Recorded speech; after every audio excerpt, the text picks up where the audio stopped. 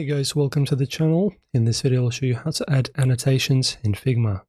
So for that, let us firstly open up some kind of project. Let's, for example, open this one in here. So guys, in order to add the comments, it's actually pretty simple. So for example, maybe you're working on a team and you have some kind of project open and you need to create it, and maybe you expect or want other people to leave some feedback on it. That's actually a pretty cool feature. So if you share, for example, the link to your project, other people can actually comment on your project, provided they're logged in.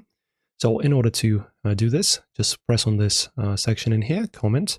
You can also just press C. I will just press C on my keyboard like that. And then with your mouse, just press on any part of your project where you want the comment to be added. As you can see. So this is pretty much how this is done. And now, for example, you can say something like, check it out.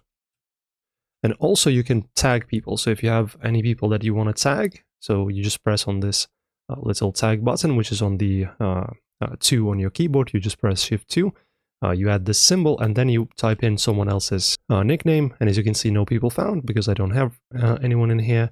But you can search for as much people as you want and tag them, and they will be notified and they will be able to respond to your comments. Once you're done, just press on send. And as you can see, this will have your avatar picture when you've sent this comment and the comment itself. Also, you can get notified about replies. Let us just press. And as you can see, in here on the right panel, we will have all of the comments. As you can see, just click and you see them. And if you, for example, solve some kind of issue, just press on the check mark and it disappears. Enjoy, guys. If this helped, don't forget to like and subscribe, and maybe leave a comment as well on our video if you have any questions or feedback.